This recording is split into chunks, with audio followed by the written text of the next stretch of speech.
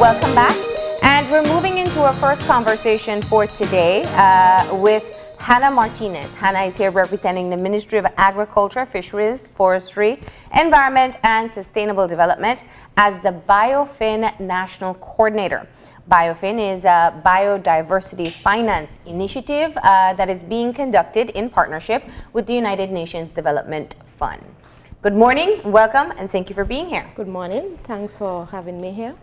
Yeah. Let's begin by talking about BioFin, what it means, how it came about, and the scope of the project for Belize. Okay, BioFin, which is short for the Biodiversity Finance Initiative, came about in 2012 when at the 10th Conference of the Party of the Convention on Biological Diversity, an assessment was carried out and the convention realized that most countries were lagging behind in terms of biodiversity financing. Mm-hmm.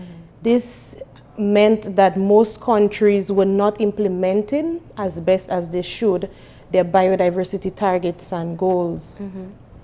Thus, the United Nations Development Program, with funding from different countries such as the European Union, you have the government of Norway, Germany, Switzerland, and the Flanders government have contributed through the UNDP to enable countries to develop finance plans or business plans for biodiversity management. What this means for us, though, is that we're looking beyond just protected areas management. We're looking at biodiversity management within and outside of protected areas. It actually comes at an opportune time because it will allow us to identify funding to implement our newly endorsed biodiversity strategy and action plan. Mm-hmm. This is the first time that we've formally endorsed a national biodiversity strategy and action plan. So definitely it's a good step for us as a country to have the initiative in country, mm-hmm. which will facilitate the implementation of our national biodiversity strategy and action plan. Now, it's interesting when you speak about the biodiversity targets. Oftentimes, we as a country have agreed to certain initiatives, and a lot of times we aren't necessarily, the public isn't always aware as to what the goals are that we're working towards. When you talk about biodiversity targets, what are some of the priorities here in Belize that you hope with the establishment with BioFin you'll be able to get at sooner rather than later? Right. One of the main targets for us would be financing. One of the goals of the CBD, which is the Convention on Biological Diversity, is to establish or to secure funding for biodiversity management in general. And so we're hoping to look beyond the hand-to-mouth effect, where we have a little bit of funds and we're trying to piece it out to a vast multitude of protected areas. Yeah. And so this is one of our targets. One of our other targets for biodiversity would be infrastructure and security of our resources. We know that we have resources that are severely affected by deforestation, by incursions, by unsustainable development, unsustainable practices. And so definitely we would want to boost infrastructure and security to help maintain the integrity of our areas. Mm-hmm. Now, how will the BioFin be rolled out? Will it be in conjunction with the non-governmental organizations that are currently working in the protected areas? I've heard you clearly say that it includes areas that are not protected, but obviously there's a substantial amount of work and fundraising coming out of NGOs working in the protected areas in Belize. Right. BioFin as an initiative works beyond just the conservation field. Mm-hmm. BioFin is looking at bringing in the private sector, bringing in the productive sector as well. As you know, we have an economy that is underpinned by natural resources. Our tourism is natural resource based. Look at our fisheries, we look at our forestry. Mm-hmm. And so definitely we know we can no longer just speak to the converted, which would be the NGOs or the protected areas managers. We need to now go beyond just conservation and look at the productive sector look at the private sector investment, making a business case for biodiversity management. And so BioFin has created a platform where we're no longer just speaking to the NGOs or to the Conservation Society. For example, the BioFin board is co-chaired by the Ministry of Economic Development. So for the first time in years, we're actually meeting around the table and we're discussing financing and biodiversity all around the same table. Okay. So BioFin is engaging, for example, across the country, we're engaging our farmers, we're engaging our fishermen, we're engaging our sugar producers, we're engaging our housewives, we're engaging the schools, because mainstreaming and the education component that comes with raising the awareness of the value of biodiversity to each and every one of us. The air that we breathe, the water that we drink comes from our watershed protection. And so BioFin looks beyond just the NGOs and protected areas. It's bringing us all into this room. All stakeholders. Right, together. and speak so that we speak the same language. Now, from a regional or an international perspective, Belize is one of 30 countries that are currently rolling out the BioFin initiative, correct? Correct. Can you speak to us a bit about that? Okay, so we consider ourselves to be the BioFin baby. Why? Because BioFin has 30 countries. We're one of the last 3 countries to join. Belize, Brazil, and Cuba. Cuba are the last countries who joined to the BioFin initiative. And so we were very happy that we were selected by the BioFin global team, which is a team of finance and economics and environmental experts, which reach out to our developing countries, but specifically countries that are high in biodiversity, but have limited funding or have never developed a finance plan for biodiversity. And so it's like bringing the world into one community, and we call it the BioFin community. But BioFin, beyond just being a project, BioFin has been embraced by most countries as a tool for achieving sustainable development. Now, there is $1.6 million set aside for Belize, and this will be rolled out over a period of 3 years. 3 years. How does this work in terms of the breakdown of the finances and who it goes to and what it will be used for on a day-to-day or project-by-project basis? Right. So this 1.6 is broken down into project activities which surround 4 main components. The first component is we intend to carry out a policy and institutional review, looking at enabling conditions within the policy, the institution, and economic environment. The second phase is to develop what you call an expenditure review. We may not know exactly how much we've been spending, but we've definitely been investing in biodiversity management. Our NGOs, both locally and international NGOs, have been spending. The government also has been allocating financing to biodiversity. We've just never tagged or have a price, a line item that we could directly say is biodiversity related or linked. We also will carry out a gap analysis, and this will entail the costing of the newly developed NBSAP, which is the National Biodiversity Strategy and Action Plan, which is the third component. These will all lead to the development of a biodiversity finance plan. Some may call it a sustainable resource mobilization plan for biodiversity. We have $140,000 which is earmarked for implementation of our finance plan. The hope is to implement priority activities. It may be policy reform, it may be institutional reform, it may be capacity building, which will enable us to implement the Sustainable Resource Mobilization Plan when it's developed. So it's like a startup fund, it's seed Right, fund. right. Yeah. So it's a $140 startup fund to implement our biodiversity, our finance plan, sorry. It seems a bit technical, not necessarily your explanation, but for someone who is totally unaware of what this all means, it seems like language that is utterly and completely foreign. Can you break this down for the average person to understand what biodiversity means? How does the financing of the initiative factor into all of this? Okay, I love your question. Why? I would be one of those who would sit and look at the news and what, like, did the average housewife really understand what was said? So I love your question. But in a nutshell, in layman's term, the water we drink, the air we breathe, the gib nut we eat, the guava we pick, the mangoes, the bees, there is a cost to keeping those around. And so BioFin will allow us to realize or to assess that cost, to find out the figure that may be attached to it. It will also help us analyze the priorities within the biodiversity strategy and action plan. It will help us as housewives know we may be aware of the importance of it, but are we also responsible for giving back to biodiversity? And that's the whole nutshell what BioFin is about. The benefits that we get from our surroundings, how much should we contribute to keeping them there, and what is our role in maintaining the services that we get from our ecosystems.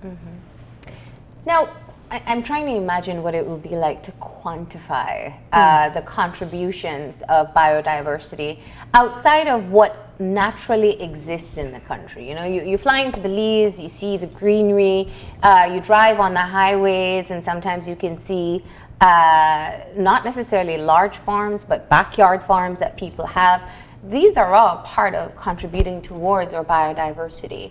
How does one put a value on not necessarily those that are used for economic or to drive or to determine an income, those who use their own backyard, perhaps engage in keeping more greenery in their yards right here in the city if necessary. How do you quantify that? I agree. Value may not always come in dollars and cents. I tend to look at value also in sense of a healthy population. I believe there isn't a price tag that can be attached to having clean water and fresh air. And so this is how I would sell it without dollars and cents. There is a value in the aesthetics as well, the beauty of waking up and finding that green backyard. And so that's how I would classify it. It's that added value that may not come with a dollar sign. It means reduction at KHMH of persons coming in with respiratory tract infections or digestive infections because of poor food, poor water quality. Many countries have tremendous problems because of unkept or very polluted environments or the loss of their forest cover. I'm so glad you brought that up because it is one of the messages I think that is hard to drive home to people.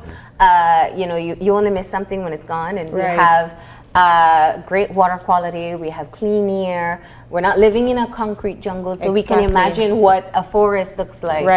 But not all countries or cities are privy to this type of environment.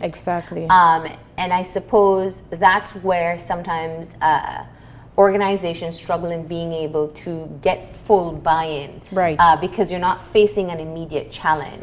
When you bring your stakeholders to the table, how do you get them really engaged in understanding the benefits of looking at a financing or resource mobilization plan for problems that we have not seen as yet?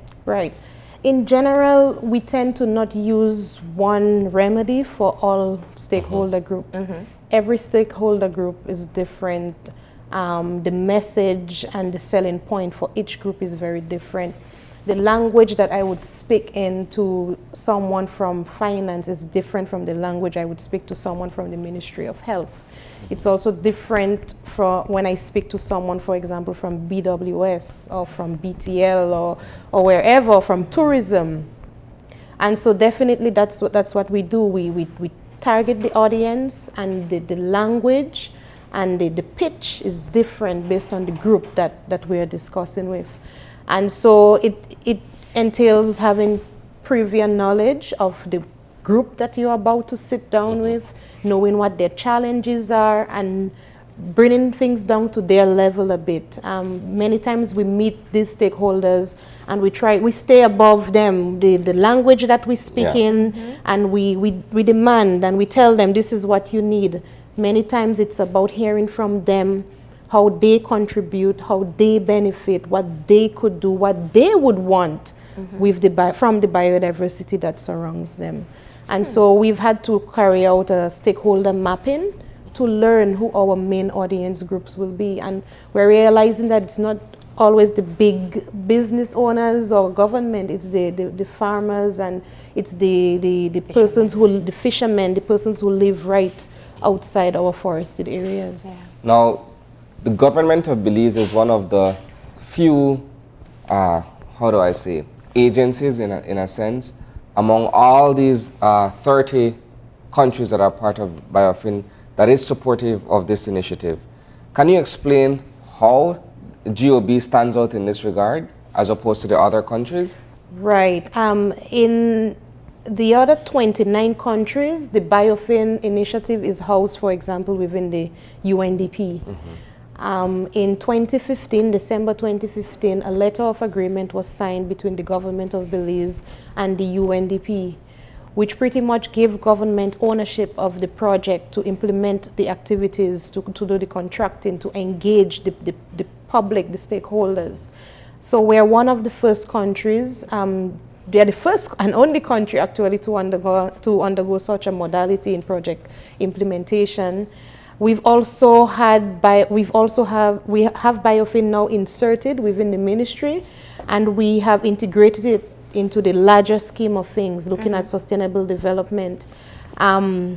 We work closely with the GSDS, which is the Growth and Sustainable Development Strategy. We also work with other initiatives at the ministry level, which is different from other BioFin countries. The other BioFin countries also deal with a consultant-based project implementation short term. We've hired the positions for 2 years with the hope that they will be absorbed so that the capacity remains within the government to implement the finance plan once it is developed. And so this is very new for BioFin, where the government has actually harnessed or has taken on the implementation of the project.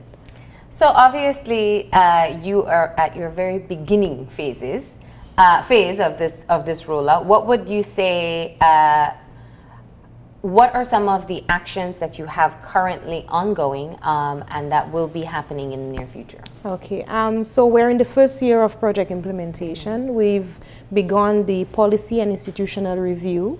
We will now begin the assessment, the expenditure review. We had the launch of the project in December of 2015. We are on the ground. We are meeting with everyone. We're on Open Your Eyes, spreading the knowledge of what BioFin and biodiversity is all about. And so we will definitely be knocking on a couple more doors and visiting our stakeholders as we go along the different components of the project. And from your policy review, what are some of the areas that you have found that have been earmarked to be addressed later on? One of the main areas would be fiscal reform, where we may not always have policies that enable private sector investment in protected areas or in biodiversity management. We've always seen in the past protected areas was seen as locked off to investments and to concessions and to making that business case. And so we will definitely need to review our legislation and policies to allow greater access, sustainable use, obviously, of our resources. It's interesting that you'd say that because from a certain standpoint, it would seem as though both the environmental community and the government of Belize, to an extent, have been very rigid and steadfast when it comes to environmental protection and the idea of not necessarily allowing for concessions to use or to have access or management of the resources.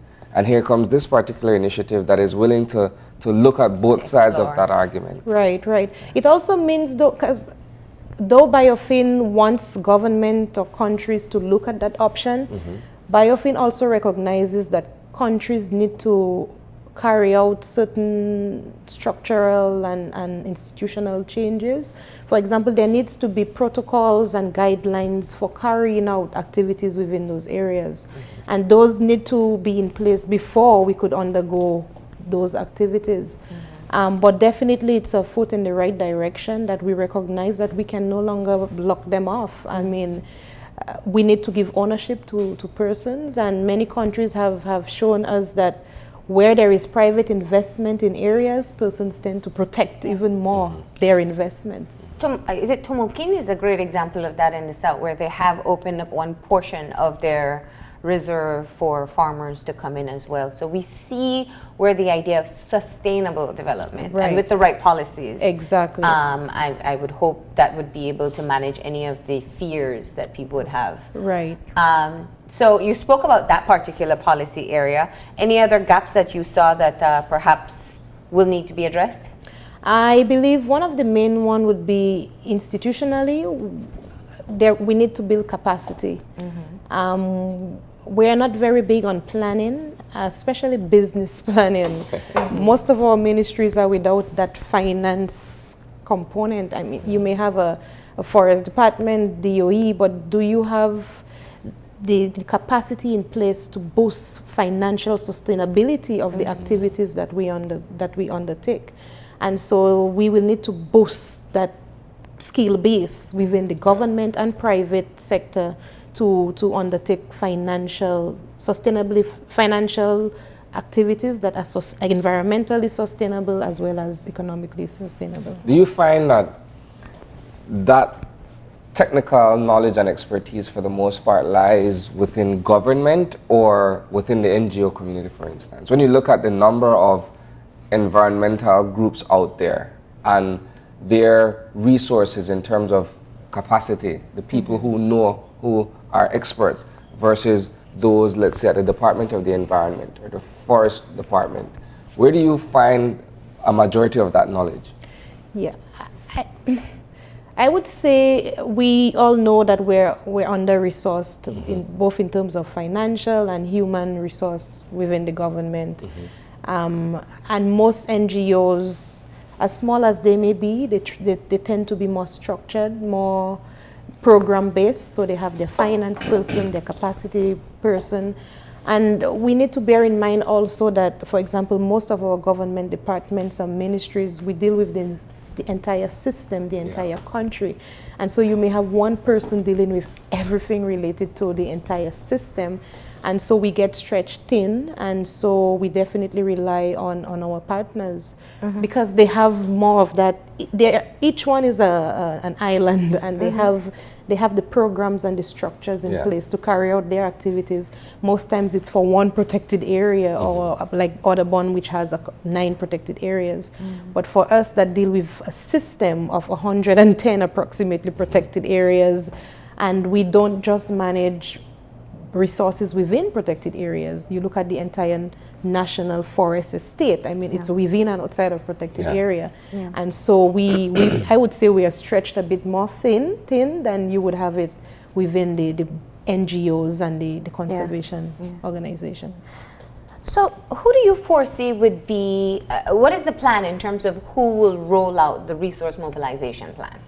Once all the analysis is completed and the stakeholders have been engaged and the gap analysis completed, who then goes to put the plan into work?